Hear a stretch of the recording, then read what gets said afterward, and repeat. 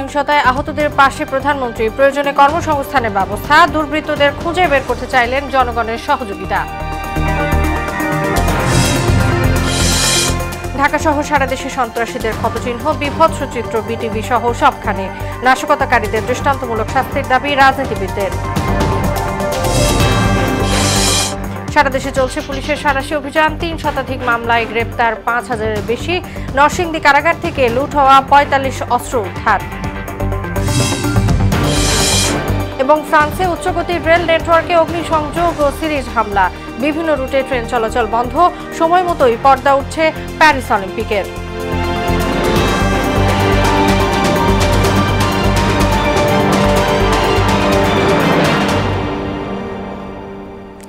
আসসালামু আলাইকুম, সবাইকে মোহনা সংবাদে স্বাগত। শুনছিলেন শিরোনাম, সঙ্গে আছি তাসনুবা বিনতে তাহের। এবার বিস্তারিত। দেশের আনাচে কানাচে লুকিয়ে থাকা সহিংসতাকারীদের খুঁজে বের করে শাস্তি নিশ্চিত করতে জনগণের সহযোগিতা চেয়েছেন প্রধানমন্ত্রী শেখ হাসিনা। সকালে ক্ষতিগ্রস্ত বাংলাদেশ টেলিভিশন ভবন সরজমিনে দেখার সময় তিনি একথা বলেন। দেশের সম্মান নষ্ট করতে লন্ডনে বসে প্রবাসীদের উস্কে দেয়া হচ্ছে বলেও মন্তব্য করেন সরকার প্রধান। বিস্তারিত জানাচ্ছেন নাসির উদ্দিন। কোটা সংস্কার আন্দোলনের আড়ালে কয়েকদিনের সহিংসতায় টার্গেট হয়েছে সরকারি গুরুত্বপূর্ণ স্থাপনা। রাষ্ট্রীয় গণমাধ্যম বাংলাদেশ টেলিভিশনে অগ্নিকাণ্ড আর ব্যাপক ভাঙচুর হয়েছে। শুক্রবার সকালে রামপুরার বিটিভি কার্যালয় পরিদর্শন করেন প্রধানমন্ত্রী শেখ হাসিনা। ক্ষতিগ্রস্ত বিভিন্ন কক্ষ ঘুরে দেখেন তিনি। উপস্থিত গণমাধ্যমকে প্রধানমন্ত্রী বলেন, 2013-14 সালের মতো সারা দেশে ভাঙচুর আর অগ্নিসংযোগ করেছে স্বাধীনতা বিরোধী চক্র। তবে এবারের ধরন কিছুটা আলাদা। গান পাউডার ছেটানো হয়েছে। সারা বাংলাদেশ থেকে এই সন্ত্রাসী এবং বিএনপি জামাত, বিশেষ করে শিবির, তারা ঢাকায় এসে, ঢাকার ভিতরে ঢোকে আশেপাশে থেকে এসে এইভাবে আক্রমণ করেছে ওই কোটা বিরোধী আন্দোলনের সূত্র ধরেই। শেখ হাসিনা বলেন, কোটা নিয়ে ছাত্রদের সব দাবি মেনে নেয়ার পরও তারা তৃপ্ত নয়। তো মুক্তিযোদ্ধা সন্তানদের তো এখন আর ওই বয়স নাই যে 30 বছরের কেউ না যে তারা এখন চাকরি পাবে। তার মানে ওই যে 5% সেটাও তারা পেয়ে গেল, তাতেও তারা তৃপ্ত না। তখন আবার আসলো সে 8 দফা থেকে 4 দফা আনতে হবে। তুমি কে, আমি কে, রাজাকার রাজাকার, তোমার বাবা আমার বাবা, রাজাকার রাজাকার। তার মানে তারা নিজেদেরকে রাজাকার হিসেবে পরিচয় দিল। আমি তো তাদের রাজাকার বলিনি, তারা নিজেরাই স্লোগান দিয়ে নিজেদেরকে রাজাকার হিসেবে পরিচিত করলো সকলের কাছে। লন্ডনে বসে এখনো দেশ বিরোধী ষড়যন্ত্র চলছে বলে অভিযোগ করেন তিনি। সারা পৃথিবী জুড়ে দেশটাকে একেবারে, এবং এখনো আরো অনেক জায়গায় টেলিফোন করে বলছে ওখানে আন্দোলন করো। এমন এমন দেশে আমাদের সেখানে ফোন করে আমাকে জানাচ্ছে, মেসেজ দিচ্ছে। সহিংসতাকারীদের খুঁজে বের করে বিচার নিশ্চিতে দেশবাসীর সহায়তাও চেয়েছেন প্রধানমন্ত্রী শেখ হাসিনা। যারা এসবের সাথে জড়িত সারা বাংলাদেশের আনাচে গানাচে যে যেখানে আছে তাদের খুঁজে বের করুন, তাদের খুঁজে বের করুন এবং তাদের শাস্তির ব্যবস্থা করার জন্য সহযোগিতা করুন। আমি দেশবাসীর কাছে সেই আহ্বান জানাই। রাষ্ট্রীয় টেলিভিশন বিটিভির উপরে কেমন নগ্ন হামলা, যেন সরকারের গুরুত্বপূর্ণ স্থাপনাগুলোর উপরেই বেশি আক্রোশ ছিল সহিংসতাকারীদের। এই ক্ষতিগ্রস্ত বাংলাদেশ টেলিভিশন ভবন পরিদর্শনে এসে প্রধানমন্ত্রী শেখ হাসিনা বললেন, এ ধরনের কাজ কেবলমাত্র স্বাধীনতা বিরোধীদের পক্ষেই সম্ভব। নাসির উদ্দিন, মোহনা সংবাদ, বাংলাদেশ টেলিভিশন, ঢাকা। কোটা আন্দোলনের সুযোগ নিয়ে বিএনপি জামায়াত জঙ্গি গোষ্ঠী জনগণের সেবা খাতগুলোকে ধ্বংস করতে চায় বলে জানিয়েছেন প্রধানমন্ত্রী শেখ হাসিনা। ঢাকা মেডিকেল কলেজ হাসপাতালে সংঘর্ষে আহতদের দেখতে গিয়ে তিনি একথা বলেন। আন্দোলনের নৃশংসতাকে ৭১-এর সঙ্গে তুলনা করে চট্টগ্রামের ছাত্রলীগ কর্মীদের সঙ্গে হওয়া হামলার কথাও উল্লেখ করেন সরকার প্রধান। এমআর আসাদের প্রতিবেদন। শুক্রবার বিকেলে ঢাকা মেডিকেল কলেজ হাসপাতালে কোটা আন্দোলনের সংঘর্ষে আহতদের দেখতে যান প্রধানমন্ত্রী। এ সময় আহতদের চিকিৎসার খোঁজ নেন তিনি। পরিবারের সদস্যদের দেন সান্ত্বনা। পরে সাংবাদিকদের বলেন, এমন নৃশংসতা একমাত্র ৭১-এর সঙ্গে তুলনা করা যায়। সেই ৭১ সালের কথা মনে পড়ে। 2013-তে ৩,৮০০ মানুষ এবং মানুষকে পুরানো, মেরে ফেলা। এবার 14-তে সেই একই, 23-এর 28 অক্টোবর পুলিশকে যেভাবে মেরেছিল, এবারও সেই পুলিশ মারা না, শুধু মেরে লাশ ঝুলিয়ে রাখা। আওয়ামী লীগের আমাদের গাজীপুরে তাকে মেরে ঝুলিয়ে রাখা, এ কি বর্বরতা, এ কি জঘন্য। জনগণের সেবা করার সব পথ রুদ্ধ করতে জামাত বিএনপি জঙ্গিরা এই সহিংসতা করেছে বলেও জানান প্রধানমন্ত্রী। এই জামাত, শিবির, বিএনপি, ছাত্রদল, তারা এই সুযোগটা নিয়ে, কোটা আন্দোলনের সুযোগটা নিয়ে সারা দেশব্যাপী এই ধ্বংসাত্মক কাজ করে যাচ্ছে। এই সংঘর্ষে লাশ আর আহতদের আহাজারি ছাড়া কি অর্জন হয়েছে এমন প্রশ্ন তোলেন সরকার প্রধান। আমার প্রশ্ন যে এতে কি অর্জনটা কি হলো? কতগুলি মানুষের জীবন চলে গেল, কতগুলি পরিবার তাদের ক্ষতি হলো। চট্টগ্রামে ছাত্রলীগ কর্মীদের ওপর হওয়া নির্মমতার কথাও উল্লেখ করেন তিনি। আমাদের ছাত্রলীগের ছেলেদের খালি চট্টগ্রামে সেই 6 তলা থেকে ফেলে দেওয়া, তাদের রক কেটে দেওয়া, পড়ে যাওয়ার পরেও তাদের হামলা, এ কোন ধরনের বর্বরতা? MR আসাদ, মোহনা সংবাদ, ঢাকা। কোটা সংস্কার আন্দোলনকে ঘিরে দেশব্যাপী রাষ্ট্রীয় সম্পদের উপর তাণ্ডব চালিয়েছে দুর্বৃত্তরা। তাদের লক্ষ্যবস্তু ছিল দেশের গুরুত্বপূর্ণ স্থাপনাগুলো। শুধু স্থাপনায় নয়, তাদের দেয়া আগুনে পুড়ে কঙ্কাল হয়ে গেছে গাড়িগুলো। ভাঙচুর, লুটপাট চালিয়ে ধ্বংস করে দেওয়া হয়েছে সরকারের কোটি কোটি টাকার সম্পদ। ব্যাংকের বুথ ভেঙে লুটপাট করে নিয়েছে টাকা পয়সাও। পুরোটা জানাচ্ছেন কাজী পাপ্পু। গত কয়েকদিনের ধ্বংসযজ্ঞে সবচেয়ে বেশি ক্ষতি হয়েছে এই সেতু ভবনটি। কি পরিমাণ গাড়ি শুধু ভাঙচুর করেছে তা না, অগ্নিসংযোগ তাও নয়, লুটপাটও করেছে এই মন্ত্রণালয়ের ভিতরে। গাড়ির পার্টস থেকে শুরু করে সব কিছু খুলে নিয়ে গিয়েছে। মন্ত্রণালয়ের ভিতরেও ভাঙচুর, অগ্নিসংযোগ দিয়েছে দুর্বৃত্তরা। যে মন্ত্রণালয়গুলোতে চাকরির জন্য এত আন্দোলন, সেই মন্ত্রণালয়গুলো একে একে পুরো ছাই করে দিয়েছে দুর্বৃত্তরা। আমি এই মুহূর্তে রয়েছি মহাখালীর দুর্যোগ ও ত্রাণ মন্ত্রণালয়ের ভবনের সামনে। এখানেও ধ্বংসযজ্ঞ চালিয়েছে, অগ্নিসংযোগ করেছে, লুটপাট করেছে, নষ্ট করে দিয়েছে সার্ভার। তারা যে নৃশংসতার পরিচয় দিয়েছে, আপনারা যদি একটু ওদিকে যাবেন গেলে দেখবেন আমাদের বেসমেন্টের শেষ পর্যন্ত যে গাড়িটা ছিল সেটাও রেহাই পায়নি। এবং তাদের এই কর্মকাণ্ডের ফলে আমাদের এই অফিসটি এখন আমরা নিশ্চিত নই যে এখানে আর অফিস করার পরিবেশ থাকবে কিনা। মানুষের সুবিধার্থে যাতায়াতের জন্য এবং যানজট নিরসনের জন্য গত বছর উদ্বোধন করা হয় এলিভেটেড এক্সপ্রেসটি। বনানী এই টোল প্লাজা দিয়ে 4 থেকে 5 হাজার গাড়ি যাতায়াত করত, কিন্তু আজ সেখান দিয়ে কোনো গাড়ি যাতায়াত করছে না। কারণ একটাই, দুর্বৃত্তরা আগুনে পুড়ে ছাই করে দিয়েছে এই টোল প্লাজাটি। কয়েকদিনে দুর্বৃত্তরা যে অগ্নিসংযোগ ধ্বংসযজ্ঞ চালিয়েছে তার নিদারুণ সাক্ষী এই হানিফ ফ্লাইওভারও। প্রতিনিয়ত এই হানিফ ফ্লাইওভার থেকে যে পরিমাণ গাড়ি যেত তা কিন্তু আর এখন চোখে পড়ছে না। দুর্বৃত্তরা শুধু অগ্নিসংযোগ ও ভাঙচুর চালিয়েছে ঢাকার ভিতর তা নয়, ঢাকার বাইরেও চলেছে তাদের এই ভাঙচুরের খেলা। এতে ক্ষতি হয়েছে কোটি কোটি টাকা।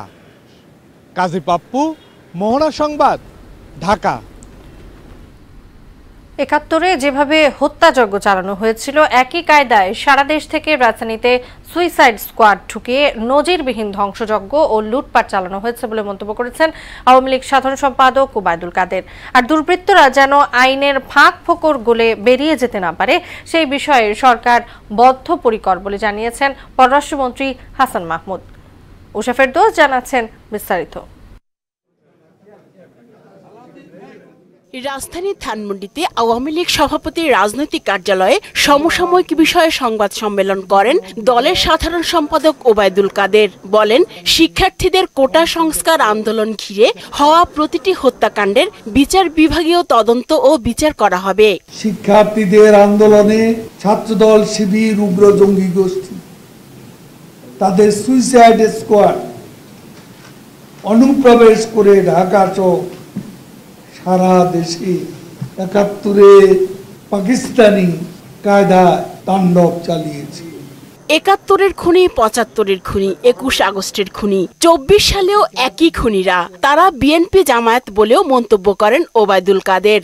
বিএনপি সবসময় দেশের উপর দেশের জনগণের উপর আস্থা না রেখে বিদেশি প্রভুদের উপর ভর করে রাজনীতি করে, এক্ষেত্রেও তাদের সন্ত্রাসী চরিত্র উন্মোচিত হওয়া, সেটা থেকে দায় মুক্তির জন্য তারা বিদেশিদের হস্তক্ষেপ দাবি করছে। এদিকে রাজধানীর প্রেস ক্লাবের স্বাধীনতা পরিষদ আয়োজিত সন্ত্রাস নয় শান্তি চাই শীর্ষক আলোচনায় অংশ নেয় পররাষ্ট্রমন্ত্রী হাসান মাহমুদ। বলেন, তারেক রহমানের নির্দেশে রাষ্ট্রের ওপর হামলা হয়েছে। যারা পিটিয়ে মানুষ হত্যা করে ঝুলিয়ে রেখেছে প্রত্যেকের বিচার হবে। যারা মেট্রো রেলে আগুন দিয়েছে, ভিডিও ফুটেজ আছে, প্রত্যেকের বিচার হবে। পিটিভিতে আমি নিজে ফুটেজ দেখে এসেছি, কারা আগুন ধরাচ্ছে, কারা কি করেছে, প্রত্যেকের বিচার হবে। আমরা এটি করতে বদ্ধপরিকর। শিক্ষার্থীদের দিয়ে কেউ যেন আবারও এমন সহিংসতা করতে না পারে, সেজন্য সবাইকে সতর্ক থাকার আহ্বানও জানান পররাষ্ট্রমন্ত্রী। সরকার তোমাদের দাবি হাইকোর্টের রায়ের প্রেক্ষিতে পূরণ করেছে। সরকার তোমাদের পাশে আছে। উষা ফেরদৌস, মোহনা সংবাদ, ঢাকা। আওয়ামী লীগের বর্ষিয়ার নেতা আলহাজ কামাল আহমেদ মজুমদার বলেছেন, শিক্ষার্থীদের পিঠে শোয়ার হয়ে দেশব্যাপী ধ্বংসযজ্ঞ চালিয়েছে বিএনপি জামায়াত। কেপিআই-ভুক্ত প্রতিষ্ঠানে হামলা করে দেশের সার্বভৌমত্বের উপর আঘাত করা হয়েছে বলেও মন্তব্য করেন ঢাকা 15 আসনের সংসদ সদস্য। এ সময় দুর্বৃত্তদের হামলার বর্ণনা দেন ঢাকা উত্তর সিটির প্যানেল মেয়র জামাল মোস্তফা এবং 14 number ward councillor Humayun Rashid Joni. Moniur ইসলামের প্রতিবেদন। শিক্ষার্থীদের আন্দোলনে ঘাপটি মেরে পুলিশ সহ সাধারণ মানুষের ওপর হামলা করেছে জামাত বিএনপি নেতারা। বরাবরের মতো এবারও শিক্ষার্থীদের আন্দোলনে নেতাকর্মী নিয়ে মিরপুর 10 নম্বরে শান্তিপূর্ণ অবস্থান করছিলেন আওয়ামী লীগের বর্ষিয়ার নেতা স্থানীয় সংসদ সদস্য আলহাজ কামাল আহমেদ মজুমদার। সেই কর্মসূচিতে নিরস্ত্র নেতাকর্মীদের ওপর হামলা করা হয়। মাননীয় সংসদ সদস্য আলহাজ কামাল আহমেদ মজুমদার যেভাবে আমাদেরকে পরিচালনা করবে, ইনশাল্লাহ আমরা সেভাবেই কাজ করব। এ সময় সিটি কর্পোরেশনের 40টি ড্রাম ট্রাক, মেট্রো রেল সহ মিরপুর এলাকায় নৃশংস হামলার বর্ণনা দেন ডিএনসিসির প্যানেল মেয়র। যারা এই সব ধ্বংসলীলা চালিয়েছে তারা কি এই দেশের নাগরিক না? তাদেরকে বাসাবাড়ির বর্জ্য গৃহস্থালী ময়লা হয় না? তাদের কি রাস্তা প্রয়োজন হয় না? আজকে মেট্রো রেল কি তাদের জন্য প্রয়োজন না? আজকে মানুষ হাহাকার করতেছে এই মেট্রো রেলের জন্য। গুরুতর তথ্য দেন যুবলীগ নেতা হুমায়ুন রশিদ জনি। বলেন, জনগণের চোখে ধুলা দিতেই স্থান পরিবর্তন করে হামলা করে জামাত বিএনপির নেতারা। শেয়ারপাড়ার যারা বিএনপি ছাত্রদলের ছেলেপেলে বা জামাত শিবিরের ছেলেপেলে তারা চলে গেছে হয়তো ফার্ম গেটে, আবার ফার্ম গেটের ছেলেপেলে চলে আসছে এখানে, এবং এখানে লিড দিয়েছে কি আমাদের এই এলাকারই যাদের খুব একটা দলীয়ভাবে পপুলার না, সে কি করে তাদেরকে লাইন গার্ডগুলো চিনিয়ে দিয়ে এই ধ্বংসাত্মক কাজগুলো করেছে। আর সাবেক শিল্প প্রতিমন্ত্রী আলহাজ কামাল আহমেদ মজুমদার বলেন, 2014 সালের অগ্নিসন্ত্রাসের বিচার হলেই স্বাধীন বাংলাদেশে এমন ধ্বংসযজ্ঞ দেখতে হতো না। তারা টার্গেট করেই জনগণের সেবামুখী প্রতিষ্ঠানেই হামলা করেছে। 2014, 15, 16 সালে তারা যে অগ্নিসন্ত্রাস করেছে, সেই অগ্নিসন্ত্রাসের যদি বিচার হতো, সাজা হতো, আজকে তারা এই কাজটি করতে সাহস দিত না। মাননীয় প্রধানমন্ত্রী বঙ্গবন্ধু কন্যা সব সময় তিনি মমতাময়ী মা, তিনি মমতাময়ী মায়ের ভূমিকা পালন করেছেন এবং তাদের অনেককে ক্ষমা করে দিয়েছেন। শিক্ষার্থীদের আন্দোলনকে যৌক্তিক বলে মনে করেন তিনি, কিন্তু এই আন্দোলনকে পুঁজি করেই জামাত বিএনপি বাংলাদেশকে পাকিস্তান বানানোর পায়তারায় নেমেছে, আঘাত করেছে দেশের সার্বভৌমত্বের উপরও। গোয়েন্দার সংস্থা সহ এটা যদি আগে থেকে আমাদেরকে সতর্ক করতো, আমরা সেভাবে প্রিপারেশন নিতাম। আমরা জানি আমাদের সন্তানেরা আন্দোলন করছে কোটার জন্য, এটা সমাধান হবে। এটা যে ভিতরে মাননীয় প্রধানমন্ত্রী দেশরত্ন জননেত্রী শেখ হাসিনার সরকারকে উৎখাতের আন্দোলন এবং গণভবন দখলের আন্দোলন, পার্লামেন্ট ভবন দখলের তারা পায়তারা করছিল, এবং সেজন্যই তারা ছাত্রদের উপর সওয়ার হয়ে তারা এই আক্রমণ চালিয়েছে চারিদিকে জামাত শিবির। দেশের এই সংকটে মান অভিমান ভুলে দেশ ও জাতির স্বার্থে আওয়ামী লীগের সব নেতাকর্মীদের ঐক্যবদ্ধ হওয়ার আহ্বান জানান বর্ষিয়ানের রাজনীতিক। আওয়ামী লীগের নেতা কর্মী, যুবলীগ, ছাত্রলীগ, শ্রমলীগের নেতা কর্মী সবাই আজকে ঐক্যবদ্ধ হয়ে সমস্ত ভেদাভেদ ভুলে গিয়ে আজকে আমাদেরকে প্রতিটা ওয়ার্ডে ওয়ার্ডে কমপক্ষে 1000 করে স্বেচ্ছাসেবক প্রস্তুত থাকতে হবে সদা সর্বদা। আন্দোলনে শিক্ষার্থী সহ নিহত পুলিশ সদস্যদের আত্মার মাগফিরাত কামনার পাশাপাশি প্রধানমন্ত্রী শেখ হাসিনাকে কঠোর হয়ে সকল অপশক্তি মোকাবিলার আহ্বান জানান কামাল আহমেদ মজুমদার। 3 নম্বর ওয়ার্ডে ফুটপাতে কারা মনিরুল ইসলাম, মোহনা সংবাদ, ঢাকা। এদের ভূমিকা ছিল আন্দোলন। দুষ্কৃতিকারীদের ধরতে সারা দেশে চলছে পুলিশের সাঁড়াশি অভিযান। গত 5 দিনে 3 শতাধিক মামলায় গ্রেফতার করা হয়েছে 5000-এর বেশি আসামিকে। এর মধ্যে শুধু ঢাকাতেই আটক করা হয়েছে প্রায় 2500। সাঁড়াশি অভিযান অব্যাহত রাখার কথা জানিয়েছেন ঊর্ধ্বতন পুলিশ কর্মকর্তারা। এদিকে নরসিংদী জেলা কারাগার থেকে লুট হওয়া 45 অস্ত্র উদ্ধার করা হয়েছে। বিস্তারিত জানাচ্ছেন আফরিন পপি। শিক্ষার্থী আন্দোলনের উপর ভর করে তাণ্ডব চালানো দুষ্কৃতিকারীদের ধরতে সারা দেশে চলছে আইন শৃঙ্খলা বাহিনীর সাঁড়াশি অভিযান। গত 5 দিনে 3 শতাধিক মামলায় গ্রেপ্তার করা হয়েছে 5000-এর বেশি আসামিকে। এর মধ্যে শুধু ঢাকাতেই 201টি মামলায় 2209 জনকে আটক করা হয়েছে। কারাগারে পাঠানো হয়েছে বিএনপি জামায়াতের 233 নেতাকর্মীকে। যাত্রাবাড়ি, শনির আকড়া সহ সারা দেশে পরিকল্পিতভাবে পুলিশের উপর হামলা চালানো হয়েছে বলে জানিয়েছেন ডিবি প্রধান হারুনুর রশিদ। তিনি বলেন, পুলিশের মনোবল ভেঙে দিতেই এ ধরনের অপতৎপরতা চালানো হয়। পুলিশকে যদি ডিমোরালাইজ করতে পারে তাহলে বোধহয় তাদের যে আন্দোলন তারা মনে করেছিল যে তারা সাকসেস হবে, এবং তারা মনে করেছিল পুলিশকে মনোবল ভেঙে দিয়ে পুলিশকে যদি হত্যা করতে পারে তাহলে পুলিশ হয়তো পিছিয়ে যাবে। তখন তারা এ রাষ্ট্রকে, গণতান্ত্রিক সরকারকে তারা অকার্যকর রাষ্ট্রে পরিণত করবে। তত্ত্বের ভিত্তিতে আরও যারা যারা বাংলাদেশের যেখানে লুকিয়ে আছে সেখান থেকে আমাদের তাদেরকে ধরে এনে আমরা আইনের আওতায় এনে বিচারের মুখোমুখি আমরা দাঁড় করাবই। এদিকে নরসিংদীতে জেলা কারাগার সহ বিভিন্ন স্থাপনায় হামলা, ভাঙচুর, অগ্নিসংযোগের ঘটনায় 11টি মামলা হয়েছে। এসব মামলায় 184 জনকে গ্রেপ্তার করা হয়েছে। কারাগার থেকে লুট হওয়া 85টি অস্ত্রের মধ্যে এখন পর্যন্ত উদ্ধার হয়েছে 45টি অস্ত্র ও 1091 রাউন্ড গুলি। আমরা জেলা থেকে এ পর্যন্ত মাত্র 6 দিনে আমরা 45টি আগ্নেয়াস্ত্র উদ্ধার করতে সক্ষম হয়েছি। 1091টি আমরা গুলি উদ্ধার করেছি, আমরা ম্যাগাজিন উদ্ধার করেছি 19টি, কিছু হাতকড়া আমরা উদ্ধার করেছি। জানা গেছে, দেশের বিভিন্ন জেলায় প্রতিদিনই দেওয়া হচ্ছে ব্লক রেড। ভিডিও ফুটেজ ও স্টিল ছবি দেখে দুষ্কৃতিকারীদের শনাক্তের চেষ্টা চলছে। পাশাপাশি চলছে নাশকতার ঘটনায় হতাহতদের সঠিক তথ্য সংগ্রহের কাজও। আফরিন পপি, মোহনা সংবাদ। ফ্রান্সে হামলার খবর। ফ্রান্সের রাজধানী প্যারিসে অলিম্পিক গেমস উদ্বোধনের কয়েক ঘন্টা আগে দ্রুত গতির টিজিভি রেল নেটওয়ার্কে ব্যাপক হামলা ও অগ্নিসংযোগের ঘটনা ঘটেছে। দেশটির রাষ্ট্রীয় রেল কোম্পানি SNCF জানায়, রাজধানী প্যারিসের সঙ্গে সংযুক্ত বিভিন্ন রুটের রেল লাইন ও রেলগাড়ি লক্ষ্য করে হামলা চালায় দুষ্কৃতিকারীরা। তাদের মূল লক্ষ্য ছিল উচ্চগতির ট্রেনগুলো। এর ফলে প্রায় 8 লাখ যাত্রীদের দুর্ভোগে পড়তে হয়। অলিম্পিকের আসরকে বাধাগ্রস্ত করতে এ ধরনের হামলা চালানো হয়েছে বলে ধারণা ফ্রান্সের আইন শৃঙ্খলা বাহিনীর। এ ধরনের হামলাকে বিদ্বেষপূর্ণ তৎপরতা বলে উল্লেখ করেছে SNCF। এদিকে হামলার পরও প্যারিসের সময় মতোই পর্দা উঠবে গ্রেটেস্ট শো অন আর্থ খ্যাত বৈশ্বিক ক্রীড়ার মহাযজ্ঞ অলিম্পিকের। স্থানীয় সময় সন্ধ্যা 7টা এবং বাংলাদেশ সময় রাত 11:30টায় জমকাল অনুষ্ঠানের মধ্য দিয়ে পর্দা উঠবে 33তম অলিম্পিকের এই আসরের। আগের আসরগুলোর উদ্বোধনের স্টেডিয়ামে হলেও প্রথমবারের মতো এই আসরের উদ্বোধন হবে প্যারিসের প্রাণ সেন নদীতে। মূলত অলিম্পিকের মূল থিম গেমস ওয়াইড ওপেনকে সামনে রেখেই এই সিদ্ধান্ত। 6 থেকে 7,000 অ্যাথলেট আইফেল টাওয়ারের পূর্ব কোণের অস্টারলিটস সেতু থেকে নৌকা ও বার্জে করে সেন নদীর 6 কিলোমিটার পথ পাড়ি দেবেন। উদ্বোধনী অনুষ্ঠানে মোট 3000 নৃত্যশিল্পী, সঙ্গীত শিল্পী ও বিনোদন কর্মী অংশ নেবেন। সাপ্তাহিক ছুটির দিনে নিয়ন্ত্রণহীন রাজধানীর নিত্যপণ্যের বাজার।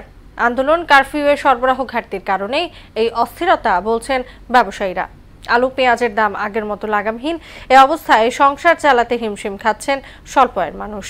বিস্তারিত জানাচ্ছেন ওবায়দুল হক মারুফ। আন্দোলন, কারফিউ সহ চলমান অস্থিতিশীল অবস্থার কারণে দ্রব্যমূল্য কিছুটা বেশি হলেও গত কয়েকদিনের সরবরাহ ঠিক থাকায় ঊর্ধ্বমুখী বাজার কিছুটা নিয়ন্ত্রণে রয়েছে। বাজারে মুরগি, মাছ, ডিম, ডাল সহ নিত্যপণ্যের দাম সামান্য কম দেখা গেলেও স্থিতিশীল রয়েছে গরু, খাসির মাংস আর আলু, পেঁয়াজের দাম। সপ্তাহখানেক আগে সবজি বাজারে ঝিঙা, পটল, বেগুন ও বরবটি সবজি ৮০ থেকে ১৫০ টাকায় বিক্রি হলেও এখন তা কেজিতে ৩০ থেকে ৫০ টাকা পর্যন্ত কমেছে। আমি বলবো যে দ্রব্যমূল্যের দাম অনেক হাই। আমার কাছে কষ্ট লাগছে, সাধারণ মানুষের কাছে কেমন লাগবে? যারা রিক্সা প্যাডলার তাদের তো না বিশ্বাস উঠবেই। মুরগি ও ডিমের বাজারের মূল্য কিছুটা নিম্নমুখী বলে জানালেন বিক্রেতারা। লাল ডিমের রেট হলো আপনার হলো 140 টাকা ডজন, আর সাদা ডিমের ডজন হিসেবে আপনার হলো 135 টাকা। ব্রয়লার হলো আজকের বাজার কি খুচরা বাজার 180 টাকা কেজি, আর দেশি হইলো 550, আর সোনালী হইলো 280 টাকা কেজি। বাজারে আগত ক্রেতারা জানালেন যথেষ্ট সরবরাহ থাকার পরেও তুলনামূলক মূল্য বৃদ্ধিতে নাবিশ্বাস কম আয়ের মানুষেরা। গরিবদের সীমার মধ্যে নাই, আর সীমার মধ্যে কিনতে গেলে দেখা যায় পচা নষ্ট এগুলা কিনতে হয়। চিচিঙ্গা 60 টাকা কেজি, বেগুন 80 টাকা কেজি, লাউ 80 টাকা, পেঁপে যে 50-60, ঠিক আছে, ভেন্ডি 60 টাকা কেজি। যারা সাধারণ মানুষ আছে তাদের জন্য দৈনন্দিন জীবনযাত্রার মান খুবই কষ্ট হচ্ছে। এই দেশি পেঁয়াজের কেজি হলো 115 টাকা আজকের বাজার, কালকে আসলে 120, আজকে 115, এটা হলো 110, 105, আর ইন্ডিয়ান পেঁয়াজ হলো আপনার 100 টাকা কেজি মাত্র। নিয়মিত তদারকির মাধ্যমে বাজার নিয়ন্ত্রণে সরকারকে আরও কার্যকর পদক্ষেপ নেয়ার দাবি জানিয়েছেন ক্রেতা সাধারণ। ওবায়দুল হক মারুফ, মোহনা সংবাদ, ঢাকা। দেশের বাইরের খবর। গাজায় ইসরায়েলের নৃশংস হামলায় আরও 30 ফিলিস্তিনি নিহত হয়েছে। এতে করে উপত্যকাটিতে মৃতের সংখ্যা বেড়ে দাঁড়িয়েছে 39,200 জনে। এছাড়া গত বছরের অক্টোবর থেকে চলা এই হামলায় আহত হয়েছে আরও 90,000-এরও বেশি ফিলিস্তিনি। বিচ্ছিন্ন যোগাযোগে উদ্ধারকারীরা পৌঁছাতে না পারায় এখনও ধ্বংসস্তূপের নিচে আটকা পড়ে আছে অনেক মানুষ। ইসরায়েলি এই হামলায় হাসপাতাল, স্কুল, শরণার্থী শিবির, মসজিদ, গির্জা সহ বহু স্থাপনা ধ্বংস হয়েছে। শেষ করব মোহনা সংবাদ, যাবার আগে শিরোনামগুলো জানিয়ে দিচ্ছি আরো একবার।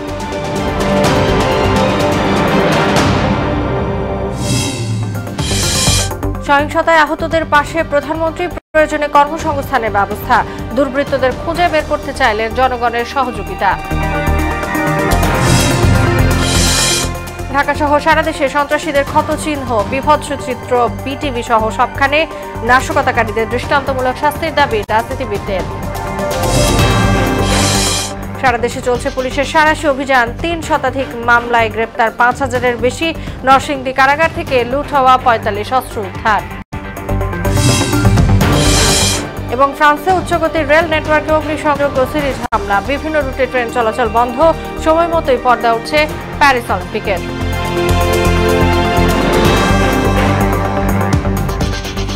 এই ছিল মোহনা সংবাদে। পরবর্তী সংবাদ রাত 12টায়। মোহনার সবশেষ খবর জানতে ভিজিট করুন www.mohana.tv। সংবাদ দেখতে পান ফেসবুক ও ইউটিউবে। এতক্ষণ সঙ্গে থাকার জন্য সবাইকে ধন্যবাদ।